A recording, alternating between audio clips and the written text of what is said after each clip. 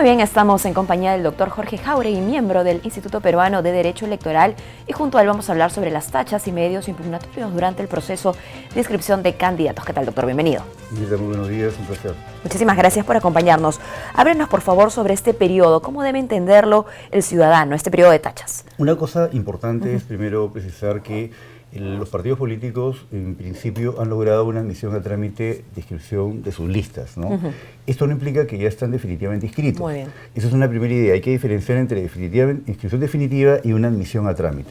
La admisión a trámite activa, ¿no? Implica que han cumplido con requisitos formales, pero activa un periodo que es importante en el proceso electoral, en el cual los ciudadanos pueden también ejercer control sobre las listas de candidatos a través de este mecanismo que se llama el de las tachas. Es decir, si un ciudadano advierte que algún candidato, digamos, se encuentra incurso en algún incumplimiento de la ley, puede formular una tacha y corresponde al jurado electoral especial correspondiente determinar si la declara fundada o no, ¿no? El periodo para que los ciudadanos podamos formular tachas es de 3 días de una vez admitida a trámite la inscripción de lista. Muy bien. ¿No? Si no se declara fundada, claro, no sucede nada, ¿no? El proceso sigue, pero de declararse fundada, ¿qué pueden hacer los candidatos y las organizaciones políticas? Si declara fundada la tacha, el candidato entonces sería retirado, ¿no? de la candidatura, pero existe un principio constitucional de pluralidad de instancias, entonces contra lo resuelto por un jurado electoral especial, el candidato o la organización política puede solicitar una segunda opinión, ¿no? Una revisión a nivel del Jurado Nacional de Elecciones, que es la última y definitiva instancia. No hay una instancia distinta, resuelve en última y definitiva instancia. Entonces, esta impugnación puede formularse dentro de los 3 días posteriores a la publicación de la resolución que resuelve la tacha, ¿no? Una vez que el Pleno del Jurado Nacional de Elecciones se pronuncia entonces frente a lo que pronuncie el Jurado Electoral Especial del caso, ya no hay marcha atrás. Ya no, el Jurado Nacional de Elecciones es la última instancia, es un mecanismo de garantía importante porque permite ya terminar las etapas. El expediente no regresa al Jurado Electoral Especial. Claro, el Jurado Nacional de Elecciones resuelve y ordena, ¿no? Confirmando la resolución del Jurado Electoral Especial. Para que siga trámite o no. Claro, exacto. Si la revoca, ordena que regrese el candidato. Si la confirma, la cosa queda ahí. Y, digamos, tenemos que,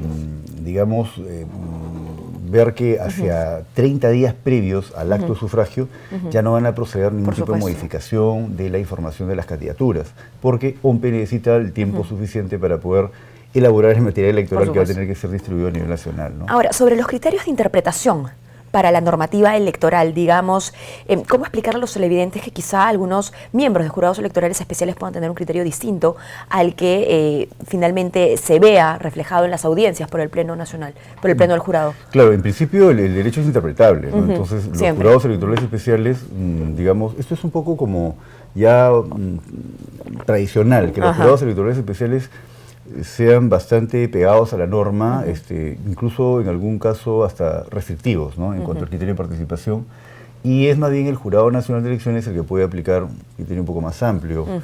Definitivamente es importante destacar que cada caso es muy particular, ¿no? Es muy difícil, por analogía. Pese que hay jurisprudencia igual, me imagino que también será parte de la defensa de muchos abogados en las audiencias. Sin duda, los criterios que ya el Jurado Nacional de Elecciones ha ido marcando en sus pronunciamientos forman parte de la jurisprudencia electoral, ¿no? Entonces genera un marco. Pero cada caso es particular, eso hay que entenderlo, ¿no? Y pese al marco que se ha generado previamente, este también es un proceso muy particular. Muy particular. Por ejemplo, para tener una idea, ¿no? En el caso del Partido Morado, ¿no? El Jurado Electoral Especial consideró de que era necesario que el proceso de elección interna sea simultáneo al proceso de designación directa, ¿no? De candidatos, porque hay que recordar que la ley permite que al menos el 25% de los candidatos puedan ser designados directamente por el órgano partidario que el estatuto establezca. Los otros candidatos deben ser elegidos en elección interna. Entonces, el Jurado Electoral Especial del Lima Centro consideró que debía ser simultánea la elección interna y la designación directa. En la ley no está exactamente eso señalado así, ¿no? Dice que debe designarse hasta a un cuarto de todos los candidatos, 25%, y el resto deben ser elegidos en un proceso de elección interna conforme a lo que establece la ley de organizaciones políticas. Entonces, ahí el jurado fue un poco restrictivo, ¿no? A mí me parecía que esa decisión del jurado electoral especial era opinable, claro, porque no existe tal disposición que sea simultánea la designación y la elección. ¿Puede la designación directa ser posterior a la elección interna? Sí, claro, son procesos autónomos. Entonces, el Jurado Nacional de Elecciones, cuando ha resuelto la apelación, porque declaró improcedente el Jurado Electoral Especial la inscripción de un conjunto de candidatos, sí. Cuando el Jurado Nacional de Elecciones ha revisado, tiene un criterio más amplio. Dicho, la norma no establece que sea simultáneo exactamente. Lo que establece son los porcentajes, ¿no? Claro. Un tercio puede ser elegido, designado directamente por el órgano partidario que el estatuto establezca, y los demás deben ser elegidos en un proceso electoral. Y no se habla de tiempos, precisamente. Y no se habla de una simultaneidad, ¿no? Entonces, esto, por ejemplo, este caso es interesante porque permite ver cómo es que la dinámica que ha tenido estos procesos de, digamos, resolución o calificación de listas de candidatos, ¿no? Y para futuro, quizá para el mediano o largo plazo, también entender cómo funcionan los estatutos, los reglamentos de las organizaciones y si es que necesitan ese tipo de criterios. Claro, ahí esto, por ejemplo, lo que estamos viendo en este proceso electoral, evidencia una vez más. Para que no haya choques, ¿no? Exacto, evidencia una vez más cuán necesario es un trabajo permanente, sostenido con los partidos políticos, formando cuadros en los partidos, ¿no? Claro, el gran problema que tenemos en nuestro país es que el sistema de partidos es un sistema de partidos muy débil institucionalmente. Muy pocos son partidos que tienen estructuras permanentes, claro, ¿no? Y eso hace difícil. Entonces, claro, se pasa por esto muy poco, ¿no? Exacto, porque estas elecciones están evidenciando que en muchos casos ha habido impericia por parte de los partidos, ha habido precariedad institucional, ¿no? Bueno, hay que recordar que la presencia de los entes electorales ha sido para esa ocasión facultativa. Claro. Lo que no pasará más adelante, lo que ¿no? no, Esperemos que haya menos errores. Exacto, en ese sentido. Se ha modificado y el mecanismo de elección interna que está ahora establecido, ¿no? Es un sistema que me parece a mí es mejor, porque permite un mayor nivel de transparencia en una etapa importante como la elección interna, ¿no? Ahora son elecciones que van a ser simultáneas, obligatorias, organizadas por los organismos electorales en el ámbito de sus competencias. Digamos que esto le va a dar garantía a los ciudadanos, que eso es lo que más importa. Lo que más importa en una democracia son los ciudadanos. Claro que sí. Le va a dar garantía a los ciudadanos de que van a tener algún nivel de participación razonable en los partidos, ¿no? Sí, así que hoy es. Parece que no tienen mucho. No la carga procesal, ¿no? Porque a veces se habla de la carga procesal, pero bueno, finalmente el principio más importante es, como dice nuestro invitado, como dice usted, doctor. Claro, lo que yo veo de modo general es que los integrantes estén tranquilos, ¿no? Exacto, el proceso se está realizando bien, los organismos electorales están, digamos, dando la talla al desafío. Resolviendo. Claro, ahora vamos a ver un esfuerzo importante de OMPE también, que va a tener que desplegar material electoral y tal. Entonces, probablemente siempre la brecha está en cómo mejoramos el funcionamiento ordinario, ¿no? De repente podría dedicarse más actividad, más atención a los partidos, ¿no? Centralizar ahí un poco la atención desde los organismos electorales, desde la sociedad civil también, ¿no? Muy bien, y yendo a la práctica misma de esta etapa, es decir, ¿cómo es que un ciudadano presenta finalmente una tacha? ¿A qué tipo de causales debe responder? ¿Qué tipo de documentación es la que se presenta? Bueno, en principio, cualquier ciudadano que esté inscrito en el RENIEC está facultado para interponer una tacha. Para ello es importante mencionar que los ciudadanos tienen que hacer el pago de una tasa que tiene la condición de un empose, que luego, si la tacha se declara fundada, les es devuelto. Retorna el dinero. Claro, les es devuelto.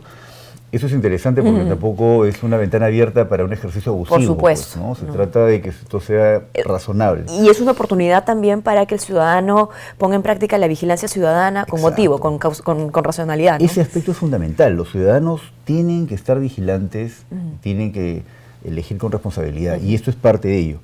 Entonces, ¿y cuáles son las causales? Las causales son los incumplimientos a la ley, ¿no? Tenemos el artículo 113 y el artículo 114 de la Ley Orgánica de Elecciones, sobre todo el 113, que establece cuáles son los impedimentos para postular. Por ejemplo, personas que están inscritas en el registro de deudores por alimentos, ¿no? Registro de deudores de reparaciones con el Estado, también están impedidos, ¿no? Personas condenadas por terrorismo, narcotráfico, por delitos contra la libertad sexual, también son impedimentos, ¿no? Para postular. Entonces, digamos que suele suceder que el Poder Judicial no cuelga oportunamente la información de las sentencias, ¿no?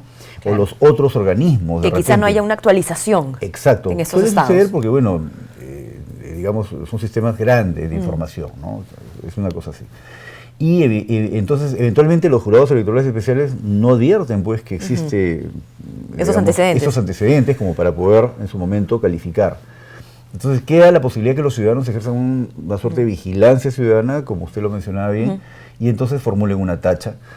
Básicamente el requisito es que sean ciudadanos inscritos en el RENIEC, ¿no? Y que hagan el EMPOSE y que fundamenten cuál es la tacha, cuál es el hecho, el medio de prueba y además concretamente la figura por la cual están solicitando la tacha. Bueno, y lo fundamental, ¿no? Estar en contacto con el marco normativo, porque si no conocemos nosotros de leyes, del sistema electoral, de la normativa electoral, difícilmente vamos a saber en qué momento, para esta precisa etapa, por ejemplo, podría aplicar una tacha. Exacto, exacto. Entonces, pero sin embargo hay que reconocer que superado el periodo de tachas, que es en estos 3 días, si no se formulan tachas o si las formuladas son desestimadas, los candidatos continúan.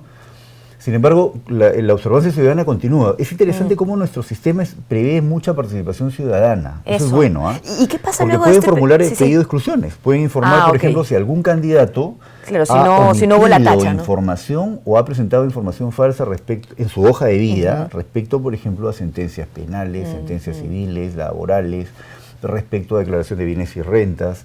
Entonces, sobre eso, los jurados electorales especiales pueden disponer la exclusión de un candidato si ha ingresado información falsa o ha omitido información sobre esos 3 puntos. Esto hasta los últimos 30 días previo al sufragio, ¿no? Entonces, vamos que es un proceso, un sistema interesante porque le da bastante cabida al ciudadano, ¿no? A que intervenga. Y con lo cual, eso implica también que los ciudadanos debemos ejercer responsablemente pues, nuestra participación, ¿no? Por supuesto, no solamente el día, ¿no? del acto electoral, sino durante todo este proceso.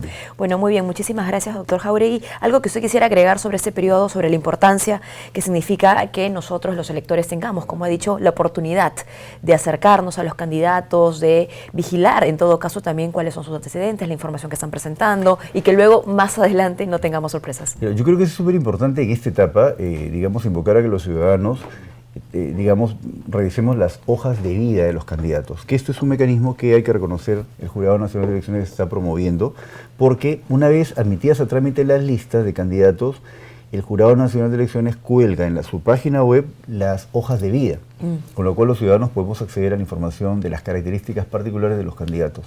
Eso es algo positivo que nos permite conocer mejor dónde estudiaron, qué formación tienen, cuáles son sus antecedentes políticos, laborales, sus sentencias, las sentencias que puedan tener y su patrimonio, de tal manera que tengamos una idea muy clara, ¿no? Por supuesto. Muchísimas gracias por su compañía y seguiremos sus recomendaciones, como tiene que ser. Muchas gracias. Gracias. Hemos conversado con el doctor Jorge Jáuregui, miembro del Instituto Peruano de Derecho Electoral.